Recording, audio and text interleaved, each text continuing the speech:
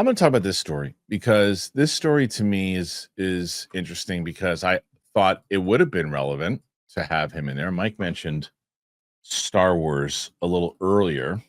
So let's talk about the Emperor. Apparently, Emperor could have been in Andor. So here is that particular thing. What's wrong, Roxy?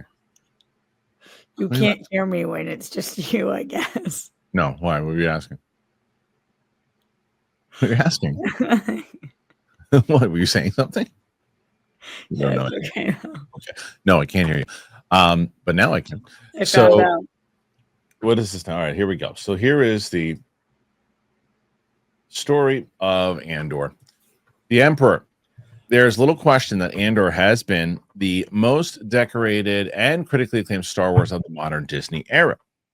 For some, a big part of that was because it avoided the various Star Wars tropes. Minimal fan service, no Jedi, no Sith, no lightsabers, no distracting cameos. Instead, it was a politically minded story set with the same universe as the larger Star Wars franchise. At one point, the show was conceived as a 5-season series. See, Mike? Told you.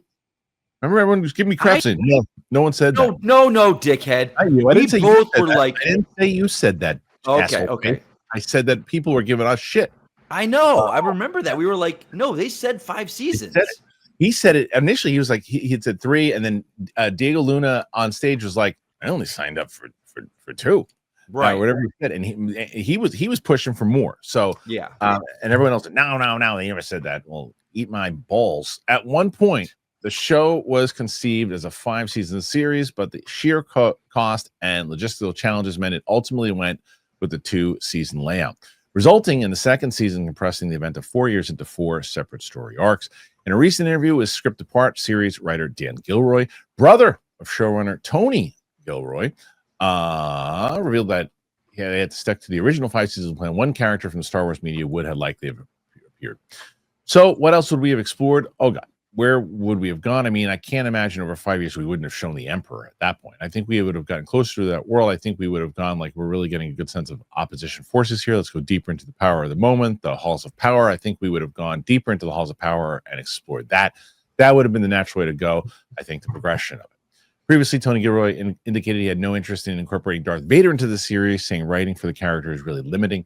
The series has landed 14 Emmy nominations for its second season, including Outstanding Drama Series and nods for Forrest Whitaker and Alan Tudyk's work. I didn't know that Forrest Whitaker had anything in there. It's a bummer. Yeah, go ahead, Mike. Forrest Whitaker out of everyone else? I know what I don't know what he was nominated for. I'm not sure. And even Tudyk, like, I mean, he was great in it, but like, he was great. Ariana or no, Diego, like, what? Yeah, or Dedra or Cyril. I know. What? But what bums me out about this in general is that you look at the layers of even the way that they're speaking about what they would have explored. Imagine getting a layered conversation with the Emperor. You know, like that is so promising with that writing that was done, and then we lost it. And instead, we're going to get Ahsoka season 2. It's like, let's get rid of Ahsoka season 2 and give me season 3 of Andor with the Emperor. I would much rather see that than Ahsoka season 2 with a bunch of zombie stormtroopers. I'm torn because when you think about the Emperor, there's a very distinct, especially that part of his life with the voice and the robes and the dark, like, I just love that it was just, you know, bureaucratic Imperials and you know, people like old Longshanks with his hair and like I don't know if I needed the Emperor, man. I really don't. I mean, I know how good the show was, but seeing those, like, it would have kicked it into high gear Star Wars.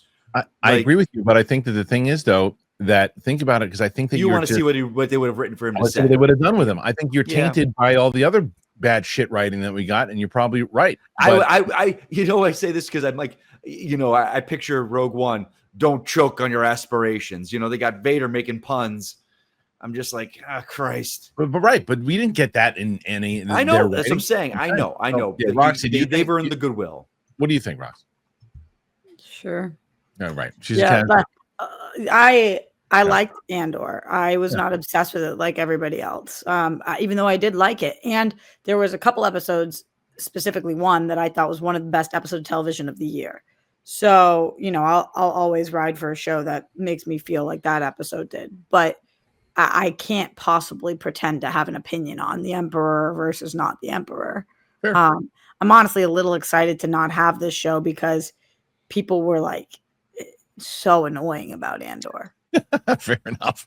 But what it is going to do, hopefully, is that it's going to start pushing people, at least creators, because they're already hearing this. And you already hear Simon Kinberg saying it. That more people are like, "Oh, we want to do it more like what Andor did."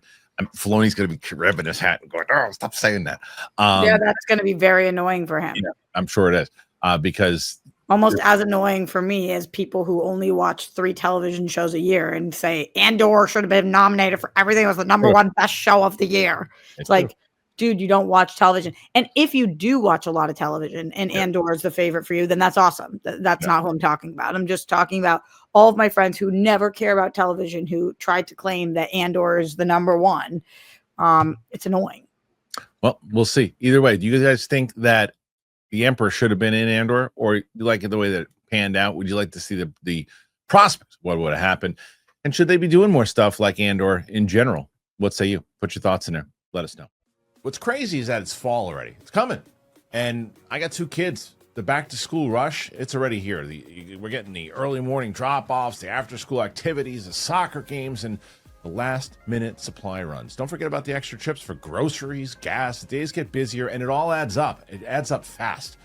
Get that free Upside app. There's an easy way to earn real cash back every time you fill up your tank, grab a bite to eat, stop on essentials. Whether you're driving across town for the soccer games or picking up snacks for the school lunchbox, Upside helps you keep more in your pocket. In fact, Top Upside has given back $1 billion to its users. $1 billion.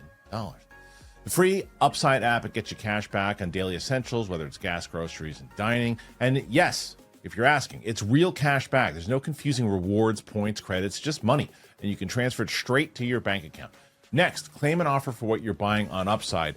Then pay, as usual, with a credit or debit card. Follow the steps in the app, get paid. So I'm using this. I heard about it, especially everything I mentioned with the soccer games, the back to school rush, all that, that's me. And since I learned about this thing, it has been so beneficial. It fits in so easy to my wife's schedule, to my schedule. Upside has given back $1 billion to its users. To find out how much you can earn, you got to download the free Upside app. You got to use that promo code Kristian. You get an extra 25 cents back for every gallon on your first tank of gas. An extra 25 cents back for every gallon on your first tank of gas. Using that promo code Kristian. I love hearing about stuff like this. I'm so happy that I have discovered Upside, and you will be too.